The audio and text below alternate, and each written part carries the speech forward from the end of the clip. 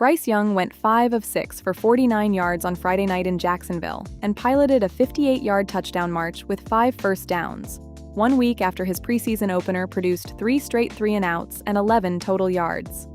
The difference had names.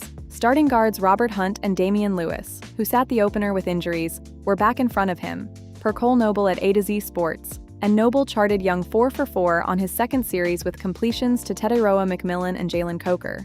Carolina won 34-17, and the caveats go on the record with the stat line. Jacksonville sat its entire starting group for the second straight week, per Mark Long at the Associated Press, and Lightning ended the game with 2 minutes left. Young's own read, per Long. For us as a team, an identity, it was definitely a step in the right direction. Dave Canales counted penalties, per Josh Alper at Pro Football Talk. I was really proud of the group in terms of just playing clean ball. 5 penalties, pretty clean day. The drive ended with the night's biggest moment. Jonathon Brooks punched in a 1-yard touchdown, his first in professional football, 20 months and 2 anterior cruciate ligament tears after his last score at Texas, then pointed to the forearm tattoo honoring his father, who died in March 2022, and made a heart toward the sky. "Just to give a sign to my father because I want to show the world, I want him to live through me," Brooks said, per Cassidy Hill at the team's site. Young. "The amount of work he's put in since he's been here, you can't even describe it. He's a special guy." Canales said seeing Brooks running aggressively was so important. The complete file includes the flaw Noble logged, a missed pass protection assignment on 3rd down, and the reason Brooks is running with the first team at all. Chuba Hubbard's hamstring, of which more below. The game came 2 days after the louder Young showing. At Wednesday's joint practice in Jacksonville, Noble's notes had Young hitting McMillan for 2 touchdowns among 3 catches in red zone work alone, including a 20-yard score over coverage, with McMillan saying, "Bryce just puts it into a spot where only I can get it. He just made it easy for me." Safety Trayvon Murig supplied the session's flashpoint, a big hit on Jaguars receiver Tim Jones across the middle that sparked a skirmish. The day's bad half belonged to Ejiro Avero's defense. Jacksonville's tight ends scored 3 red zone touchdowns in the same drills, a coverage issue Noble called recurring. Friday also moved the roster battles that cut Day will settle. John Mechie caught all 5 of his targets. Jimmy Horn Jr. stacked a 39-yard end-around, a 29-yard kickoff return, and a 15-yard catch.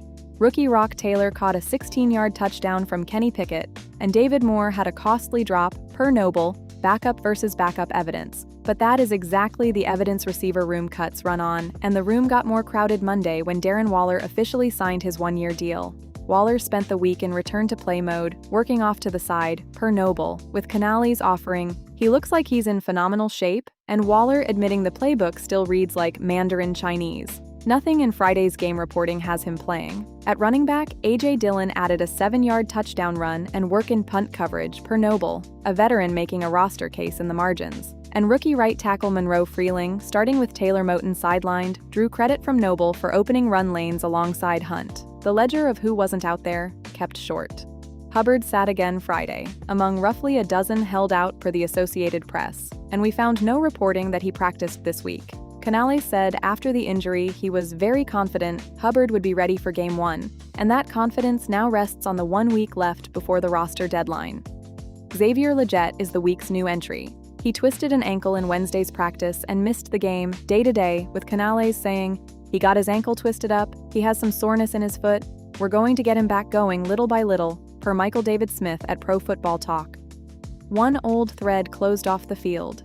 The NFL Players Association reviewed video of rookie rusher Nick Scorton's season-ending ACL tear from the first day of camp and concluded Carolina broke no acclimation period rules, calling it simply an unfortunate injury, per Mike Florio at Pro Football Talk.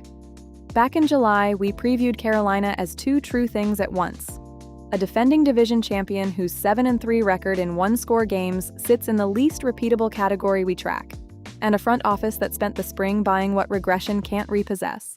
A pass rush, a rebuilt line, a medical lottery ticket in the backfield. We've been checking that preview against camp every week, and this one mostly paid the buyers. The lottery ticket scored, the restored interior turned last week's mess into a functional Young sample, and the repeatability question stays parked where August can't reach it. One more check before the season. What to watch?